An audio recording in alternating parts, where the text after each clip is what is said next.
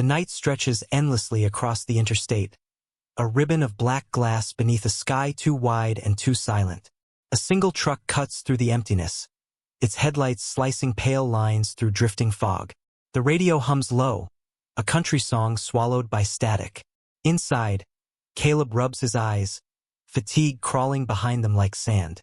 He's been driving since sunset, running on caffeine and obligation, just another long haul toward nowhere special.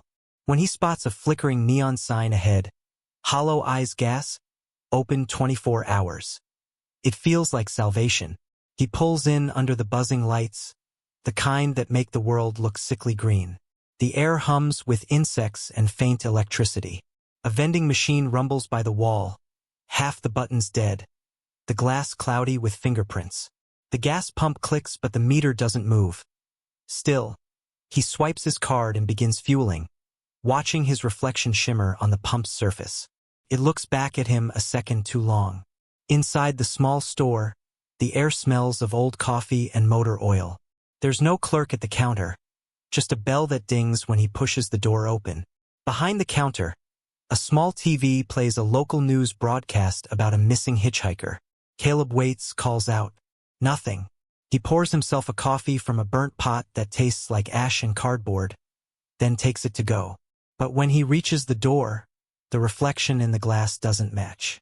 His mirrored self is still standing at the counter, staring. He freezes. The reflection blinks. But not when he does. It's late, he tells himself. He's tired. The hum of the fluorescent lights grows louder, almost like whispering. He forces himself to look away, steps outside.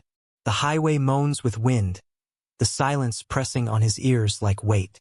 He walks around his truck, feeling that thick, invisible gaze again. Then he notices something in the mud behind his rig. Footprints. Deep ones, leading from the station's restroom door straight to his trailer. He calls out instinctively, "Hello," but the only answer is the far-off thump of a loose sign creaking in the wind. He follows the tracks to the back of the trailer, heart drumming hard now. The air smells of wet earth and diesel. The footprints stop abruptly at the door. He swings it open, nothing inside but stacked pallets and a few ropes swaying lightly. He steps closer, eyes straining in the dim light. Then he hears it, a whisper from the truck's CB radio, faint and broken through static. "Caleb," he freezes. The radio's turned off. The engine isn't running. But the voice comes again, closer now like it's inside the cab. "Caleb, open the door." He climbs up, trembling, and stares through the windshield. His reflection is still there, standing under the station lights, watching him. Only now it's smiling.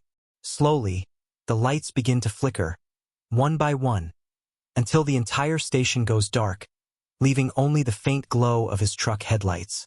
Then, in the darkness, the voice whispers again from the CB, softer this time, like a secret meant just for him. "Keep driving." The radio clicks off. The night swallows the sound. Caleb grips the steering wheel, breathing hard, unsure if he's awake anymore. He drives into the black horizon without looking back, though the rearview mirror shows the station lights still flickering behind him, and something standing at pump number 3, waving slowly as the static begins again. The hum grows louder, merging with the hiss of radio noise, bleeding seamlessly into the next story, like the road itself never ends. The night shift was always quiet, too quiet sometimes. Mara liked it that way, or at least she used to. She'd worked the overnight counter at a rundown gas station off Route 17 for almost 2 years, and by now, the hum of the refrigerators and the flicker of the fluorescent lights felt like company. She knew every sound the place made, the buzz of the coffee machine, the rattle of the old air conditioner, the soft creak of the backroom door that never quite shut right. Routine kept her sane. Routine made her forget the loneliness that came with working while the rest of the world slept. It was 2:47 a.m. when she first noticed it. The cameras above the counter showed the empty parking lot, the road beyond lit only by a tired street lamp. But one of the screens, camera 4, flickered, then froze. Mara frowned, tapping it lightly. The screen jumped to life again, showing a man standing at pump number 4. He wore a long coat, his back to the camera, a cap pulled low. Nothing strange, except he wasn't moving. Not an inch. She waited a moment, watching. He didn't reach for the pump. Didn't turn his head. Just stood there in the cold wind, still as stone. She called out reflexively through the intercom. "Sir? You okay out there?" Static answered her. The man didn't react. After a few minutes, she grabbed her jacket and stepped outside, the night air biting her skin. The parking lot was empty. Pump number 4 was silent. No car, no footprints, nothing but the faint smell of gasoline hanging in the air. A shiver crawled down her spine. Maybe the camera was glitching again. She went back inside, forcing a small laugh at her own nerves. But when she glanced at the monitor, the man was there again. Same spot, same stillness. Her pulse quickened. She unplugged the monitor, counted to 3, and plugged it back in. The screen went black for a moment, then showed the empty lot. She exhaled slowly and sat back down. But she couldn't shake the feeling that something was wrong. Like the air in the store had thickened. The hum of the lights gone just a little too quiet. At 3:19 a.m., the bell over the door jingled. Mara's heart jumped, but no one entered. The door hadn't moved. Still, the bell swayed lightly, as if something invisible had brushed against it. Her hand hovered near the phone, torn between calling someone and laughing it off. That's when she noticed the reflection on the freezer glass behind the counter. Someone standing at pump number 4 again, facing the window this time. She turned sharply toward the door, but outside, the lot was empty. Yet in the reflection, the figure was still there, closer now, his face hidden in shadow. Her breathing grew uneven. She picked up the phone and dialed the sheriff's office. A tired voice answered. "Yeah, we'll send someone out."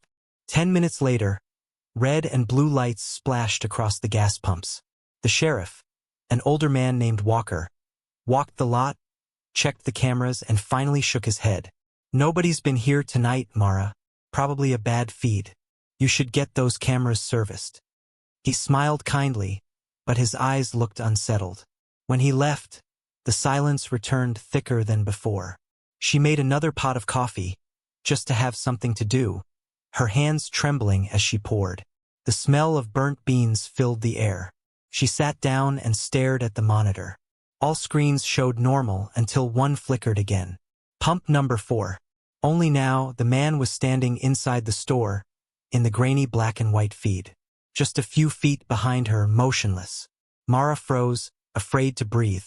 The coffee cup slipped from her hand and shattered on the floor, but she didn't turn around.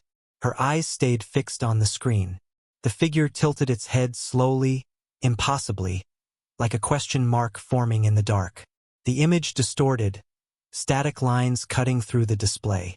When the screen cleared, the store was empty again. Mara finally turned around. No one. The aisles stood silent under the humming lights. She laughed once, a hollow sound that barely sounded human, and whispered, "Just tired. That's all." But when she turned back to the counter, the monitor showed a final, chilling image. Her own face staring into the camera, from behind the counter, smiling faintly, though she wasn't smiling at all. The lights flickered once. Then the screen went black. Outside, the dawn began to rise slowly over the highway, soft light creeping across the pumps, washing everything in pale gold. For a brief moment, everything looked normal again. The world awake, the night forgotten. But inside the store, camera 4 stayed frozen, still showing the man at pump number 4, waiting. The morning sun crept up over the desert highway, spilling pale gold across the cracked asphalt. Heat shimmered off the road even though it was barely past 8. Jesse had been walking for hours, thumb out, backpack slung over one shoulder, his boots coated in dust. He wasn't running from anyone in particular, just life itself. The kind of quiet drift only people with nowhere left to go could understand. When he saw a faded sign that read, "Next gas 47 miles, he felt the weight of it like a warning. By the time the next station appeared on the horizon, a lonely shape under the sun, he was half delirious with thirst and heat. The place looked forgotten by time. One pump, an old glass station with peeling paint, a rusted Coke sign clinging to the side. The air buzzed with the dry hum of cicadas. Jesse leaned against the wall, his throat burning, when a voice startled him.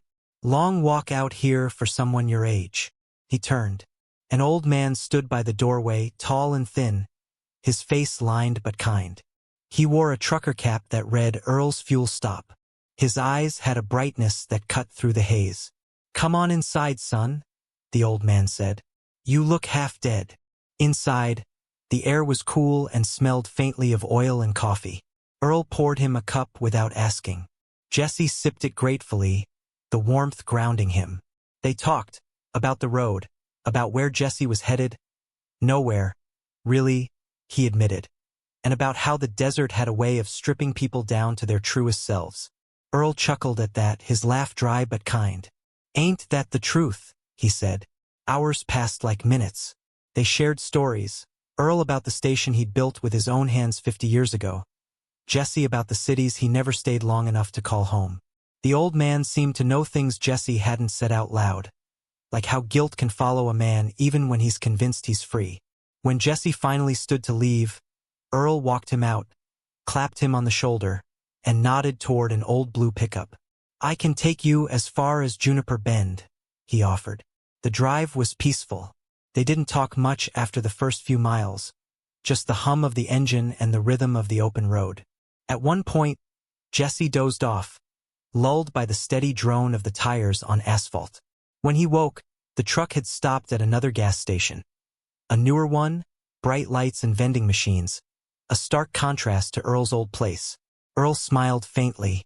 "You take care of yourself, son," he said. Jesse thanked him, slung his backpack over his shoulder, and stepped inside to buy water. When he came back out, the truck was gone. No sound of an engine, no dust trail, nothing. He figured the old man had driven off, no big deal. But something made him pause. The station clerk, a young woman behind the counter, was staring at him oddly. "You okay?" she asked. "Yeah, just caught a ride in," he said. "Old guy in a blue pickup. Works up the road, Earl's Fuel Stop." Her face went pale. She didn't answer right away, just looked past him toward the highway like she was seeing something far away. Finally, she said quietly, "That place burned down. Years ago. I was a kid when it happened. Owner died in the fire, name was Earl." Jesse laughed at first, a small, disbelieving sound. "No, you must be thinking of someone else. He was alive. Talked to him all morning." She shook her head, still pale. "They never found his body," she whispered. He went outside again, heart pounding. The desert stretched endlessly around him, silent except for the wind. He turned a slow circle. No tire marks, no footprints, just heat and dust. He reached into his jacket pocket and froze. There, folded neatly, was a gas receipt from Earl's Fuel Stop, time-stamped that morning. The ink was smudged and burnt around the edges, as if it had been pulled from a fire. On the bottom corner, written in shaky handwriting, were 3 words, "Keep moving, son." The wind rose suddenly, hot and dry, carrying the faint smell of smoke. Jesse stood there for a long time, staring down the empty road, the distant heat waves blurring everything like a mirage. Then he started walking again, the paper trembling in his hand, unsure whether he'd been helped by a man, or by something that refused to rest. Far behind him, on the horizon, a single column of black smoke curled upward for a moment, then vanished into the white desert sky. The rain came down in sheets that night, the kind of storm that makes the world feel smaller, like everything beyond the headlights just ceases to exist. Alex and Nora had been driving for 6 straight hours, trying to make it to her parents' place before midnight, but the storm had turned the highway into a river of darkness. When they saw the faint glow of a gas station sign through the rain, they both exhaled in relief. The letters flickered erratically. Jim's Fuel and Service, open 24 hours. But at that point, it didn't matter. They just needed to stop, stretch, and maybe wait out the worst of it. The parking lot shimmered under the storm, reflecting the pale orange lights like a broken mirror. Nora stayed in the car, scrolling her phone, the rain drumming against the windshield. Alex jogged through the downpour toward the restroom sign, laughing as he went. yelling something about bad coffee and worse plumbing. She smiled, shaking her head. Minutes passed. 5, 10. She glanced at the restroom door through the storm-blurred glass. Still closed. Another minute, then another. She sighed, checking her watch. The thunder rolled again, a low growl that seemed to rattle the air. Finally, she grabbed her jacket and made a dash for it.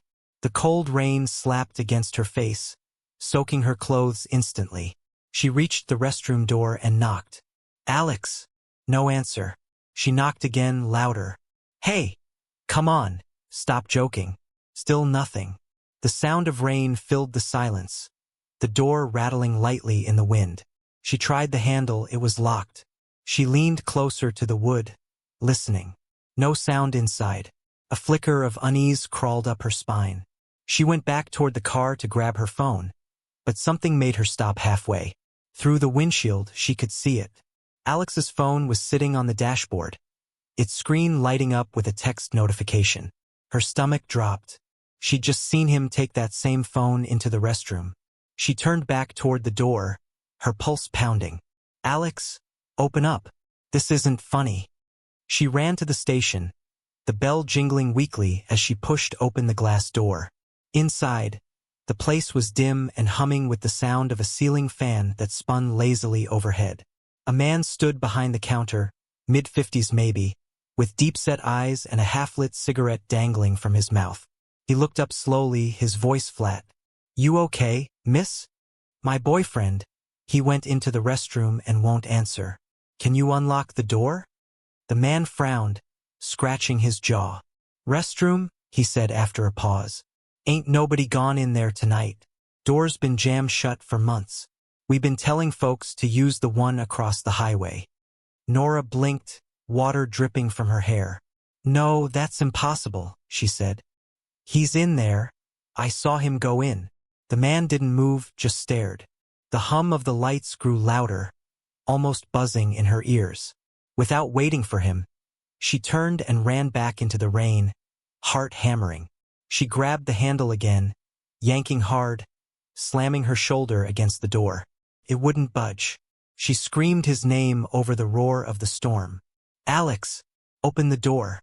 The handle trembled faintly beneath her grip, as if someone on the other side was holding it. Then silence. The handle went slack. She stumbled back, chest heaving. Lightning flashed brief, searing light illuminating the entire station lot.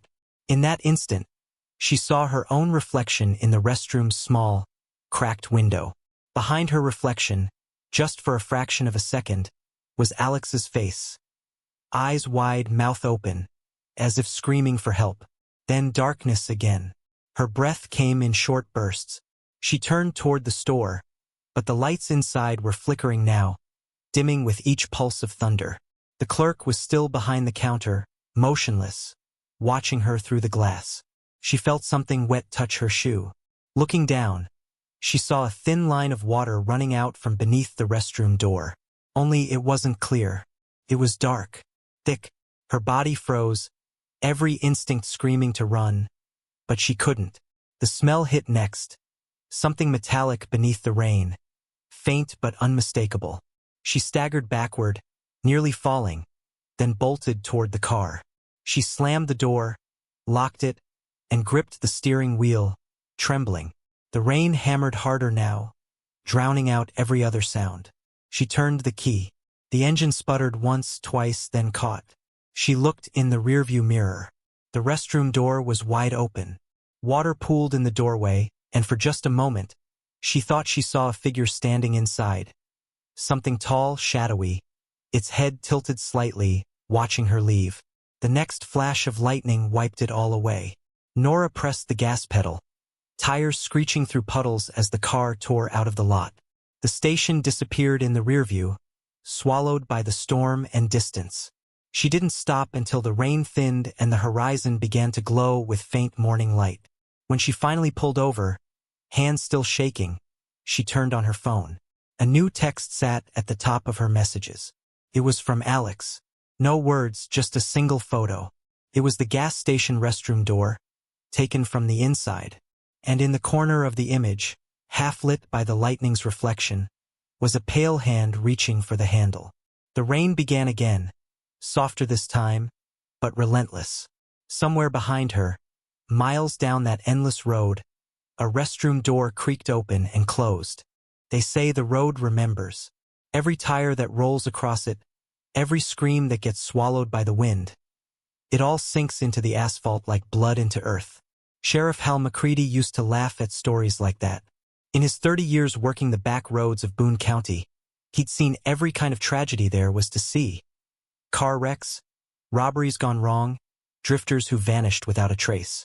But even he couldn't explain what happened out by Route 9, where the old service station used to stand. It was called Miller's Gas and Go, a small, isolated stop miles from the nearest town. Locals said the lights never went out, even when the power grid did. Back in the early 90s, people started disappearing. Truckers mostly, sometimes hitchhikers, sometimes families passing through on vacation. No bodies were ever found, but their vehicles would be discovered days later. Fuel tanks empty, keys still in the ignition, and doors left open like whoever had been driving had simply stepped out and vanished into the night. The first few cases didn't raise much suspicion. It was a rough stretch of highway after all accidents happened. But after the sixth one, people started whispering about the night collector. No one knew who started the name. Some said it came from a CB radio recording. An old trucker who swore he'd heard another driver calling out over the airwaves, voice trembling, "He's here? The collector's here? He's taking another one." The transmission ended with the sound of tires screeching and a long, hollow laugh before the line went dead. Hal still remembered the night he'd gone out there himself. It was 1996, a humid August evening. He'd been running patrol when dispatch reported another missing driver near the old Miller station. When he arrived, the lights were still on, buzzing faintly beneath the starless sky. The station looked abandoned. Dusty windows, cracked signage, but the pumps were still working, meters ticking slowly as if someone had just filled up and walked away. The air smelled of gasoline and something else. Sweet, rotting, metallic. He called out, flashlight cutting through the dark. No answer. Then he saw it. A hearse parked beside the building, black paint dull under the fluorescent glow. The back door was slightly open, a trail of footprints leading from the pump to the rear of the vehicle. Inside were dozens of wallets, driver's licenses, and motel keycards, some fresh, some yellowed with age. He recognized a few of the names. People who'd gone missing over the last 10 years. Hal's throat tightened. He called for backup, but the radio crackled with nothing but static. He felt that crawling sensation then, the one every cop knows, the feeling that you're being watched. He turned toward the store window. Through the reflection, he saw movement. A tall figure in a dark coat stepped into view behind him. Hal spun around, hand on his weapon, but the lot was empty. Only the wind moving the dangling open sign back and forth. The fluorescent lights flickered. He stepped toward the hearse again, forcing his heartbeat to slow, when he noticed something strange. A fuel receipt resting on the front seat, time-stamped for that very night. The signature at the bottom read, H. McCready. He didn't remember signing anything. Didn't even remember writing his own name that evening. He grabbed the paper with shaking hands, staring at it under his flashlight. The ink was fresh. A drop of something dark fell onto the corner. Gasoline, maybe, or something thicker.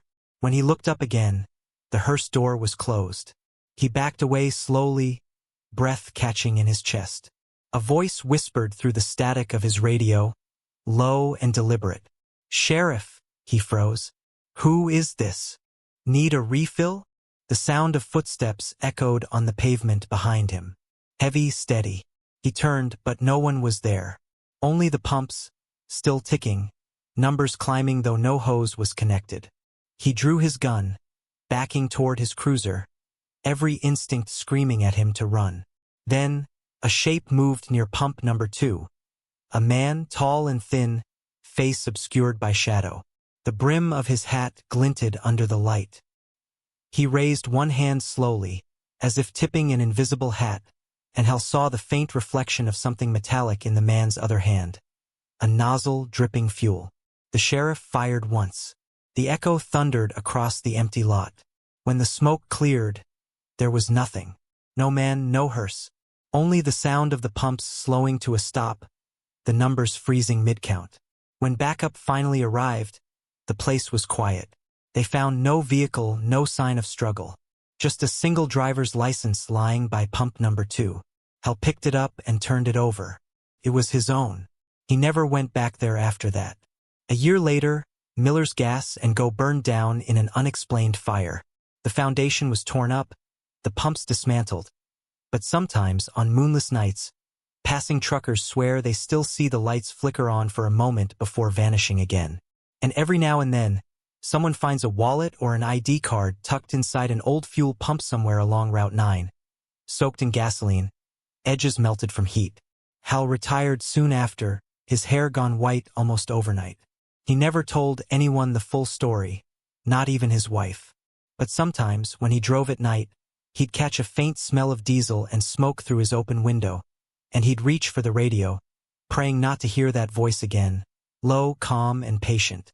Need a refill, Sheriff? The road trip had started out like every other chaotic college weekend.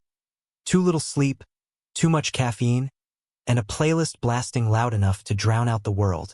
There were 5 of them in the car. Ryan, the self-appointed leader. Kayla, whose laughter could fill an entire room. Her boyfriend, Dev, and the twins, Liam and Emma, inseparable and always filming everything for social media. They'd been driving cross-country for spring break, the kind of reckless adventure that feels endless when you're 20 and alive. By the time they reached the desert stretch between Elmont and Sable Creek, night had fallen, and their energy had burned into a quiet, comfortable haze. The first gas station they passed was abandoned, a hollow shell glowing faintly in their headlights. They laughed about it. Urban exploration, anyone? But kept driving until they spotted another one a few miles ahead. It was small but open, the sign buzzing with tired neon. Fast fuel 24 hours. Ryan pulled in, humming along to a pop song as the tires hissed against the wet asphalt. The air smelled of oil and dust, thick with the aftertaste of rain. Kayla went inside to grab snacks while the others stretched their legs. The place looked normal enough. Slightly run down, humming coolers, a bored attendant scrolling his phone behind the counter. They bought chips, energy drinks, candy bars. Normal things. Harmless things. When they piled back into the car, Ryan turned the key, and the headlights illuminated the empty road ahead. Kayla counted everyone automatically, half joking. 5 idiots still alive, she said, and they all laughed. Ryan pulled back onto the highway. For the first few minutes, everything felt fine. Then Emma glanced at the back seat and frowned. "Where's Liam?" Ryan chuckled. "Probably passed out in the back. He was dead tired." But when Emma turned fully around, the seat was empty. The bag of chips Liam had been holding was there, half open, crumbs scattered. His hoodie still hung from the seatbelt. But he was gone. The laughter stopped. Kayla turned down the music. "He probably went to the restroom," she said. "We must have left before he came out." Ryan swore under his breath and made a U-turn. The gas station lights glowed faintly in the distance as they approached again. The attendant was still at the counter when they burst in, breathless and confused. "Did our friend come back in? Tall, curly hair, black hoodie?" The man looked at them like they were speaking another language. "You guys were the only ones here tonight," he said flatly. "No," Emma snapped. "He was with us. He was right here." She showed him her phone screen, a selfie they'd taken not 20 minutes ago. All 5 of them smiling in front of pump number 3. The man leaned closer, squinting, his brow furrowed. "There's only 4 people in that picture." They stared at the screen. He was right. Liam was gone, not just missing but erased. The space where he should have been was filled with a sliver of background, perfectly natural, as if he'd never been there at all. Panic set in like a spreading fire. They tore through the aisles, called his name outside, checked the bathrooms, even the dumpsters. Nothing. The clerk insisted again. "You kids are tired. Maybe he was never with you." Ryan's hands shook as he unlocked the car again. "He was with us," he said, his voice breaking. I drove him here. They climbed back in, silent, headlights cutting through the fog that had crept in from nowhere. The air inside the car felt colder now, the kind of cold that seeped into bones. Kayla checked her phone, no signal.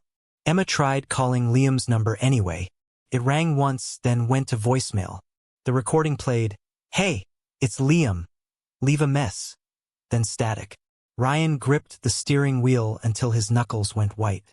"We're going to the police," he said. But as they drove, something shifted in the air.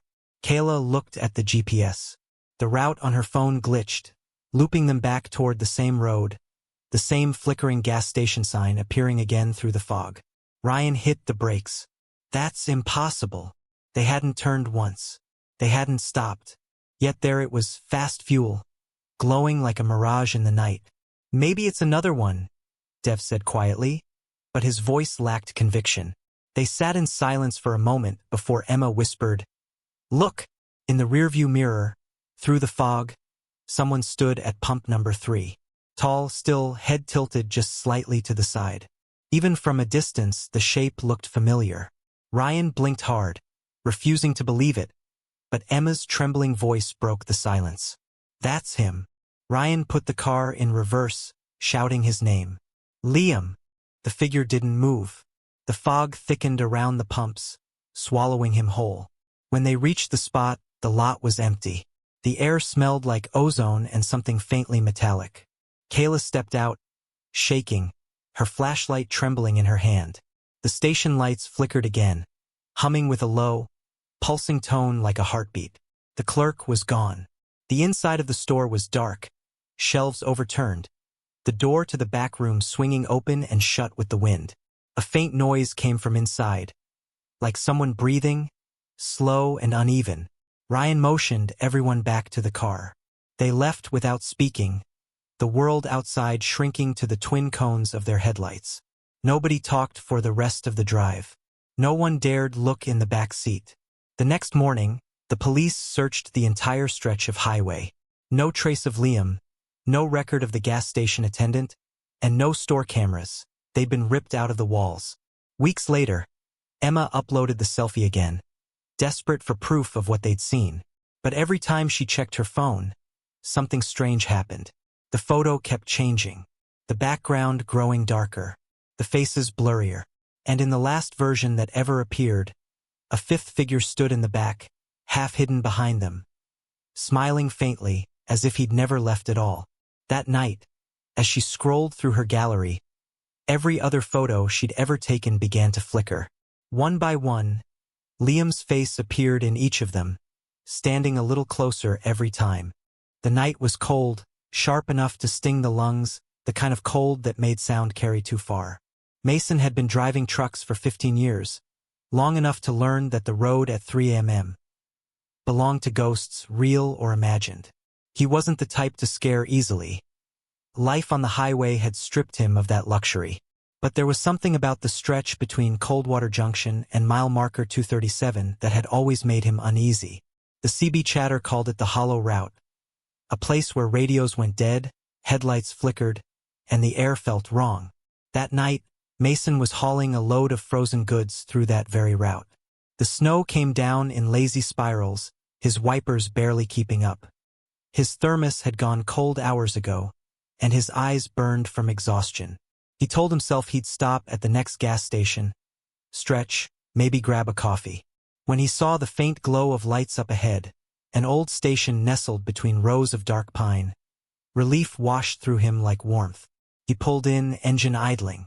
The place looked like it hadn't been updated since the 70s. A peeling sign that read, "Gas NGO," one flickering pump, and a single lamp burning above the store door. The world around it was eerily silent, muffled by snow. Mason climbed out, boots crunching on ice. He could smell fuel, but the air had another scent too, something like damp wood and decay. He walked inside. A bell chimed softly overhead. The store was dimly lit, shelves half empty, dust curling up from the corners. Behind the counter sat a woman, probably in her 60s, wrapped in an oversized cardigan. Her eyes were pale blue, unfocused, like she was looking past him. "Cold night," she murmured, voice paper-thin. Colder than usual, Mason replied, forcing a smile. You got coffee? She nodded toward the pot on the warmer. He poured himself a cup, noticing the thick layer of dust coating the nearby mugs. Been quiet tonight? He asked. She didn't answer right away. Her gaze drifted toward the window, where his truck idled under the dim yellow light. You're the first one in hours, she said finally. Not many stop here anymore. He took a sip. The coffee was lukewarm, bitter. He set the cup down and noticed a corkboard behind the counter covered in faded photos. Missing people. Truckers, travelers, a few young faces. That's a lot of folks, he muttered, gesturing toward the board. The woman's hands tightened on the counter. They all stopped here once. Mason frowned. You mean, before they disappeared? She looked at him then, really looked at him, and for a moment he wished she hadn't. There was something hollow in her expression, like a person who'd seen the same nightmare too many times. You should go, she whispered. The wind howled outside, rattling the door. Mason tried to laugh it off. That's not exactly the customer service I was hoping for. But the woman's face didn't change. They don't like it when people stay too long. They? Her eyes shifted to the window again. Mason turned, following her gaze, and froze. Through the fogged glass, he could see shapes moving around his truck. Not people exactly, but shadows with the suggestion of limbs, gliding rather than walking. The light flickered, and for a split second, one of them turned its head toward the store. Mason's chest tightened. Its face, or what should have been a face, was smooth, featureless, like wet clay molded by invisible hands. He stumbled back, knocking over the coffee. What the hell? The woman's voice rose in a tremble. They smell the fuel. It draws them. That's how they find you. He stared at her, heart hammering. You're saying... But the lights cut out before he could finish. The world dropped into darkness. He heard movement outside, the scrape of something against metal, the hiss of snow being disturbed. Then came the knocking. Slow, methodical, the sound of knuckles or something pretending to be knuckles, tapping against glass. He pulled out his flashlight, the beam slicing through the dark. The woman was gone, just gone. Her chair sat empty, cardigan folded neatly on the counter like she'd evaporated into the air. The knocking grew louder. Mason moved toward the back of the store, trying to find an exit. His breath clouded the air, his fingers stiff with cold. Behind him, the front door creaked open. He didn't look back. He ran. The hallway behind the counter led to a storage room, boxes stacked high and unlabeled. The back door was there, rusted but still latched. He threw it open and stumbled into the snow, boots slipping on ice. His truck sat 20 feet away, idling, driver's door wide open. The figures were gone. He sprinted for the cab, yanked the door shut, and jammed the truck into gear. The wheels spun, biting through the slush until the tires caught. He tore down the road, headlights cutting through a wall of white. For a moment he thought he was free. Then his radio crackled to life. First it was just static. Then, faintly, a woman's voice came through, calm, whispering. You shouldn't have left. He stared at the radio, pulse racing. Who is this? No response. Just breathing. Then another voice joined in, deeper, closer, almost inside the cab. Mason. He jerked his head around. The passenger seat was empty, but the coffee cup from the gas station sat there, steaming. He slammed on the brakes. The truck screeched to a halt. Outside, through the blizzard, the faint glow of the gas station appeared again in his mirrors, behind him where it hadn't been before. He'd driven 20 miles in the opposite direction. His mind reeled. He gunned the engine, tearing down the road, but no matter how far he drove, the glow stayed behind him, never closer, never farther, just following. When dawn finally came, Mason found himself parked on the side of the road, truck engine dead, gas tank empty. He didn't remember stopping. He didn't remember sleeping. The snow around his truck was perfectly untouched, except for one set of footprints leading away from the cab. They went about 20 feet, then simply stopped, as if he'd vanished into thin air. Weeks later, Highway Patrol found his rig abandoned, doors locked from the inside. The driver's logbook sat open on the seat, his final note written in shaky handwriting. The woman said they smell the fuel. I think they found me. Truckers still talk about Mason's route, the ghost lights in the snow, and the faint voice that sometimes bleeds through the CB static around mile marker 237. It always says the same thing just before the frequency dies. Cold night. You should stop for coffee. The storm had come out of nowhere. Black clouds boiling across the sky, swallowing the stars, rain hammering the earth like shattered glass. Claire gripped the steering wheel tighter as her wipers struggled against the downpour. The highway was a blur of reflections and darkness, the lines on the road barely visible beneath the flash of lightning. She'd been driving alone for 6 hours, trying to make it home after visiting her mother in another state. Her phone battery was nearly dead, and her fuel gauge hovered dangerously near empty. When she saw the flickering sign in the distance, open 24 hours, Ridgeway Fuel, a flood of relief filled her chest. The place looked like salvation. She pulled into the lot, the tires sending up a spray of water. The gas station stood alone between the trees, the light from its awning casting pale halos across the asphalt. A single pump, a dusty storefront, and no other cars in sight. She killed the engine but left the headlights on, staring out into the rain. Something about the station felt wrong. It wasn't just the emptiness. It was the stillness. Even the rain seemed quieter here, as if muffled by something unseen. Claire stepped out, her boots splashing into a shallow puddle. The rain soaked her instantly. She swiped her card at the pump, shivering as the machine beeped and flickered.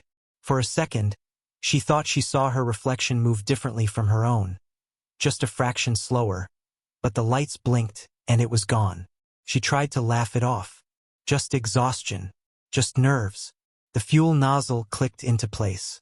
She glanced toward the window of the small convenience store, where a man stood behind the counter. His posture was strange, rigid, head slightly tilted. He didn't move as she approached, didn't even seem to blink. Inside, the air was heavy with the smell of damp wood and old coffee. The fluorescent lights hummed overhead. The man finally turned his head toward her. His skin looked pale under the light, like wax. His voice was quiet, mechanical. Evening. Rough night? Yeah, she said, forcing a smile. Storm came out of nowhere. You got coffee? He pointed to a pot near the back. The glass was half full, but the liquid inside was thick and dark, more like oil than coffee. She hesitated. How long's that been sitting there? He didn't answer, just kept staring. Claire turned away, trying to shake the unease.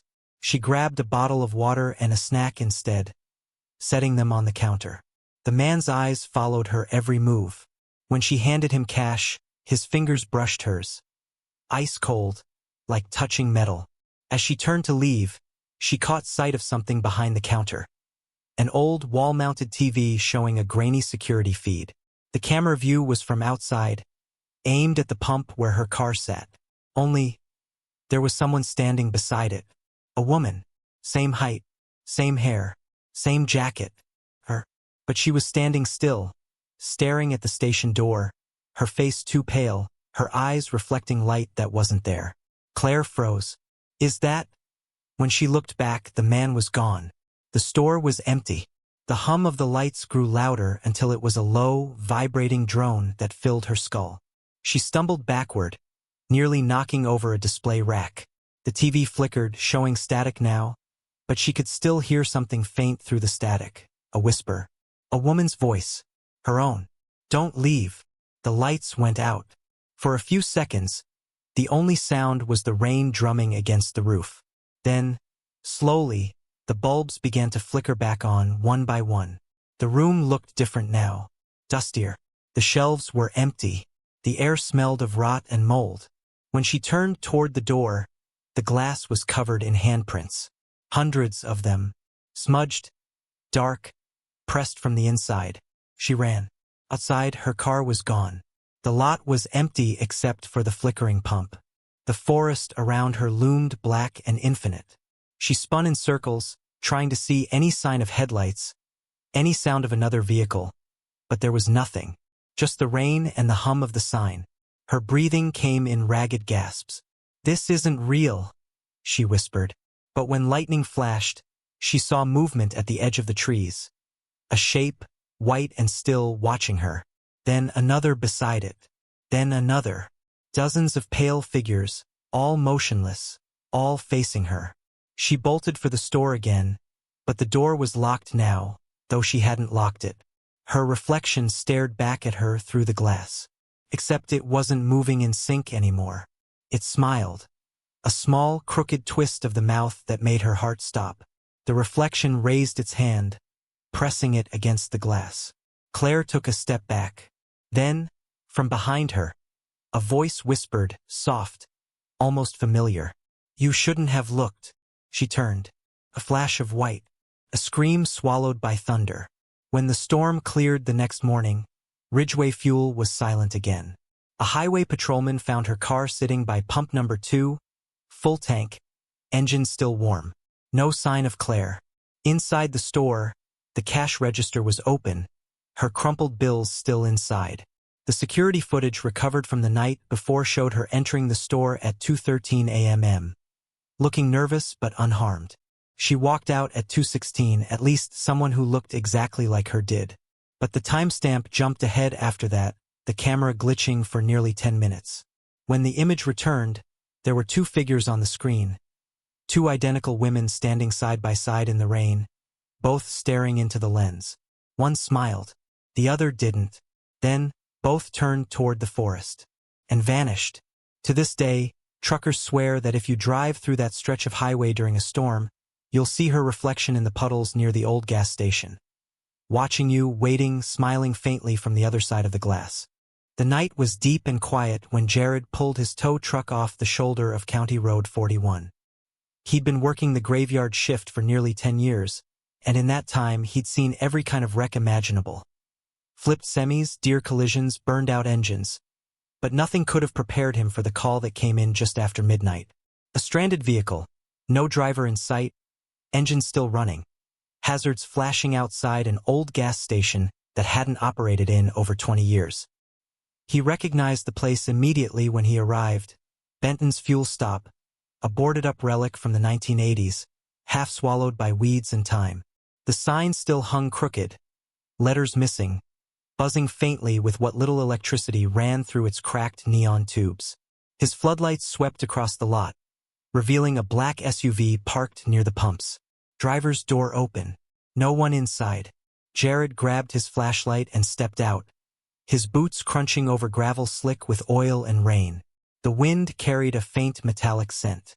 He called out, his voice echoing against the empty storefront. "Highway service. Anybody here?" No answer. He approached the SUV, shining his light inside. The keys were still in the ignition, the dashboard lights dimly glowing.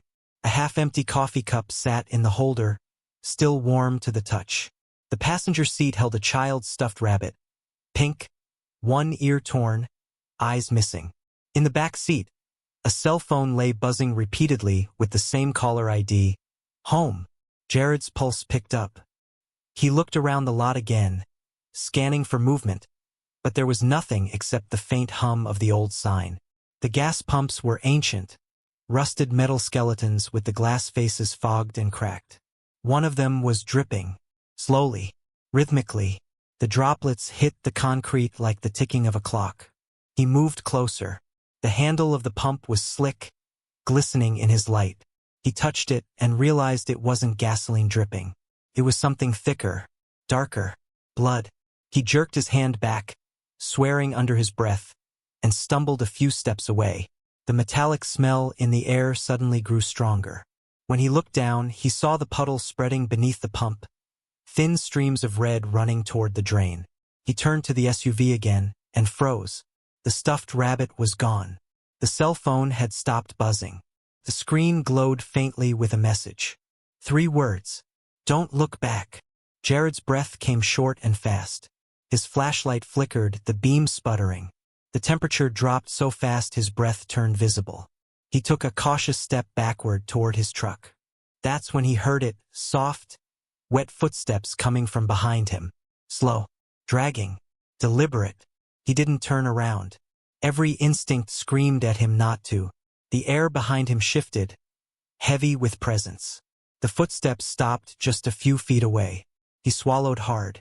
Who's there? Silence. Then, in a voice that didn't belong in this world, low, hollow, trembling with static, came the reply, "You shouldn't have come." Jared ran. He sprinted for the truck, heart pounding in his ears. But when he climbed inside and slammed the door, his headlights caught something that made his stomach drop. Every single gas pump was now dripping, red pooling across the lot, reflecting the flickering light in ripples. He turned the key. The engine coughed but didn't start. Again, nothing. His radio crackled to life, hissing with static, and then, faintly, a voice filtered through, his own voice. "Don't look back." The blood drained from his face. He grabbed the mic, trembling. "Who is this?" The reply came instantly. "You left us." Jared's hands froze on the wheel. He knew that voice. It was his brother's. Tommy, dead for 8 years. "No," Jared whispered. "No, this isn't real. You left us." The voice repeated, angrier now. "You watched us burn." He felt tears prick at his eyes. "It wasn't my fault, Tommy. I tried." The radio screamed with feedback, a deafening burst that made him flinch.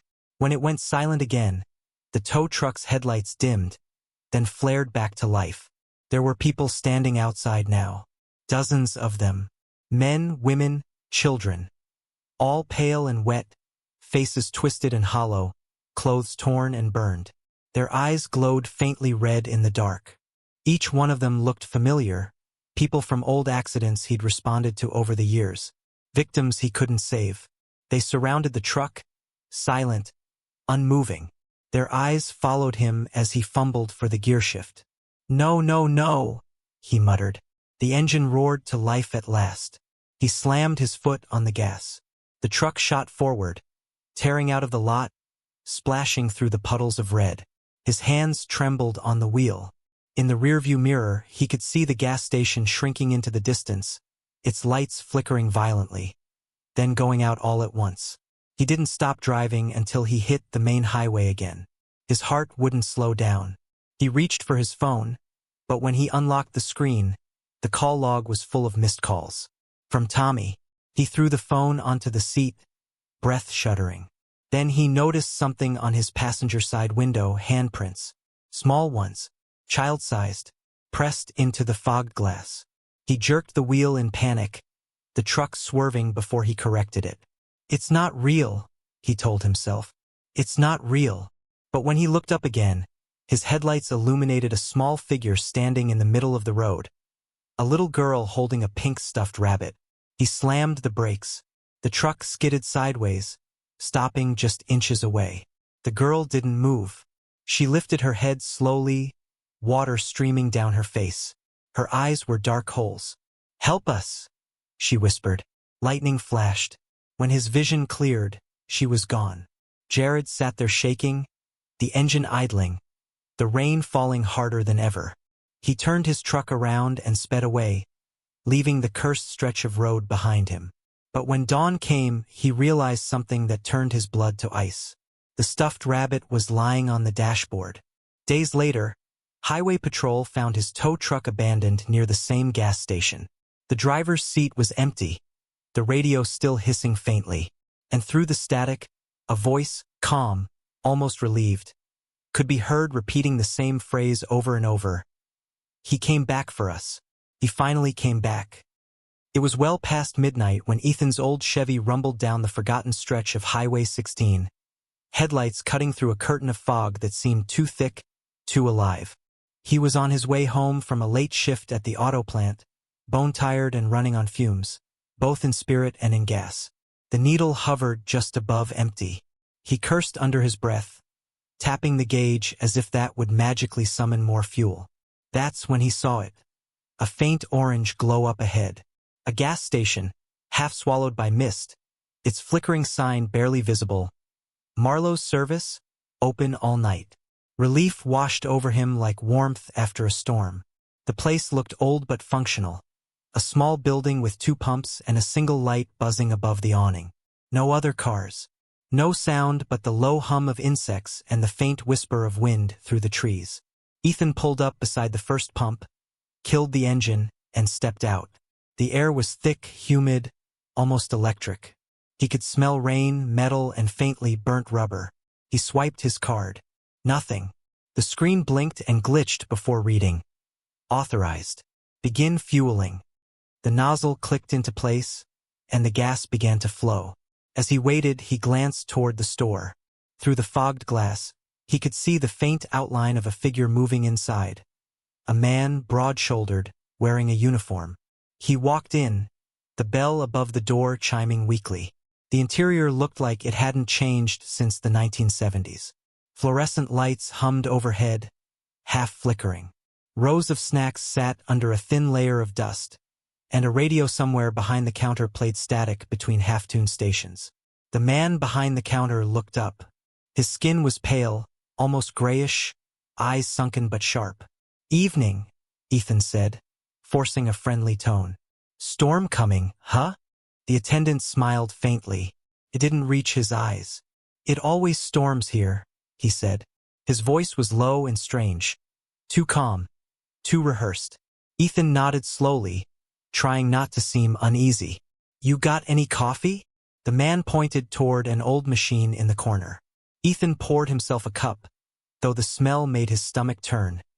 It was burnt, bitter, metallic. When he turned back to the counter, the attendant was gone. "Hello?" he called. No answer. The sound of rain started up suddenly, pounding against the roof so hard it drowned everything else out. The lights flickered once, twice, and then steadied. Ethan walked back to the counter, glancing around. The door behind the counter was open now, leading into a narrow hallway. From somewhere deep inside, he heard movement. Slow, dragging, uneven. He leaned closer, listening.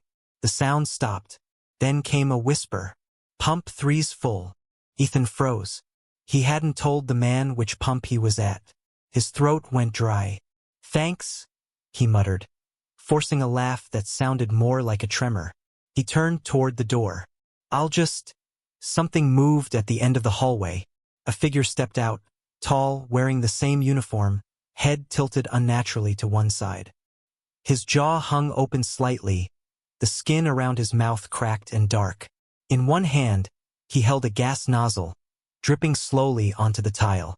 The smell of fuel filled the air, sharp and choking. Ethan backed up. "Hey man, you okay?" The attendant didn't respond.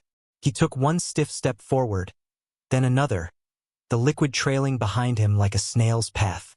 Ethan bolted for the door, slamming into the cold night air. He jumped into his truck and turned the key. The engine sputtered, then died.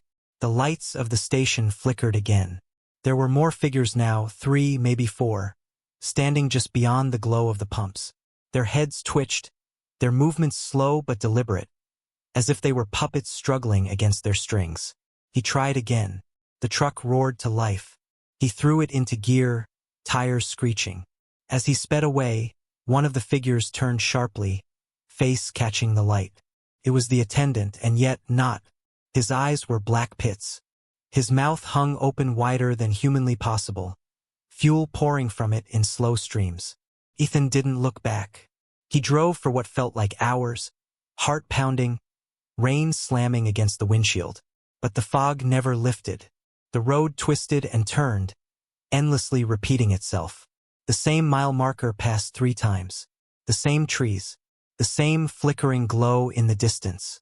When he finally slowed down, desperate to catch his breath, the gas gauge blinked red. Empty again. He swore under his breath, slamming the wheel. And then he saw it up ahead through the mist, the same station. Marlowe's service. He shook his head. No, I left you behind." He tried to drive past, but his truck sputtered again, coasting to a slow stop right at the entrance. The lights of the gas station hummed to life, brighter this time, washing the world in a sickly yellow.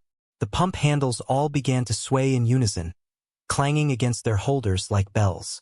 And then, from his rearview mirror, a shape emerged behind him, a reflection that wasn't his own. Someone sitting in the back seat. A pale face, smiling faintly, dark eyes glinting. Ethan whipped around. Nothing there. He turned back to the mirror, and the figure was closer now, leaning forward, whispering something he couldn't quite hear over the hum of the engine. His breath came in short, ragged bursts. He flung the door open and ran into the rain, slipping on the slick concrete. The air reeked of gasoline. The pumps were still moving, dispensing invisible fuel. The attendant's voice echoed from nowhere and everywhere all at once. "You can't leave once you start pumping." Lightning flashed, and for a split second Ethan saw them all around him. Dozens of figures, drenched and shimmering, fuel dripping from their skin. They swayed together in silence, faces half-melted, mouths open in eternal screams. The light went out. When it came back, Ethan's truck sat by the pump, engine running, headlights on. The driver's seat was empty. Only a faint trail of footprints led toward the back of the station and stopped abruptly. The next morning, Highway Patrol found the vehicle idling there. Tank full. Doors unlocked. On the seat was Ethan's phone, its screen flickering with a video he'd recorded minutes before his disappearance. The camera was shaking, rain blurring the lens. His voice whispered urgently, breathless, terrified. "If you see Marlowe's service, don't stop. It's not a station. It's a trap. They don't sell fuel. They feed on it. They feed on us." At the end of the clip, just before it cut out, something behind him moved. A shape leaning in close, whispering something into his ear. Then, a flash bright, white, soundless. The video ended there. No one ever found Ethan's body. But truckers still report seeing his Chevy parked by the roadside some nights. Engine humming softly, driver's door open. If you slow down, sometimes the radio in your cab flickers on, and a voice, his voice, comes through the static. "Don't pump the gas." Rain fell like a curtain of needles against the cracked asphalt, turning the world into a blur of gray and gold beneath the halo of the gas station lights. The final stretch of highway was nearly empty, except for a single black SUV idling near pump number 6. Inside, Mia sat gripping the steering wheel, knuckles pale, her phone trembling in her hand.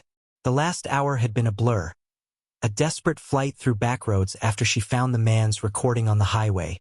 Ethan's voice, shaking, terrified, had told her one thing over and over again: don't stop at Marlowe's service. But she had no choice. Her fuel gauge screamed empty. The car had rolled to a stop right in front of the flickering sign before she even realized what road she was on. Marlowe's service. Open all night. The letters buzzed like flies trapped behind glass. The fog pressed against the windows, thick and wet, and she swore she could hear faint whispers moving through it, like words carried on the breath of something just beyond sight. "Just get gas," she whispered to herself. "Get gas and go." Her reflection stared back from the windshield, eyes wide, skin pale under the dashboard's glow. She tried to calm her breathing, reaching for the door handle.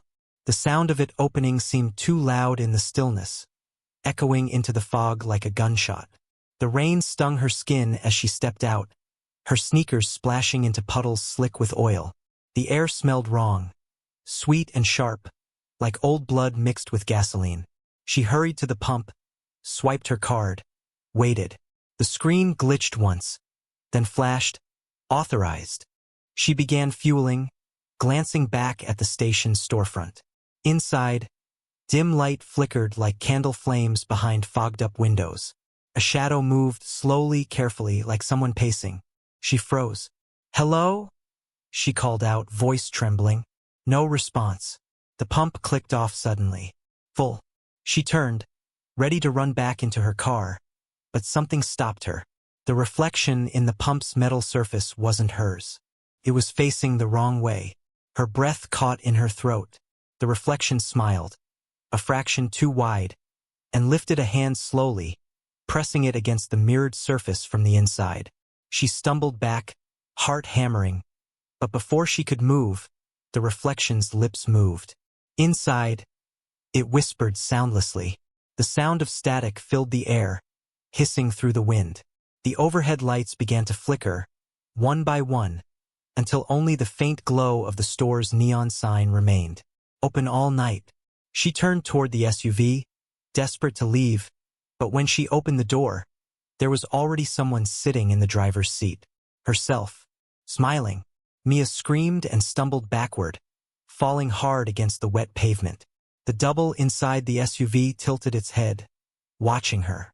Then the engine started on its own. Headlights flared to life, cutting through the fog like twin eyes. The reflection lifted one finger to its lips. Shoo!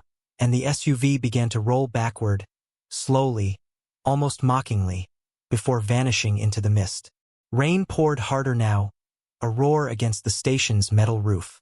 She was shaking uncontrollably, her soaked hair clinging to her face.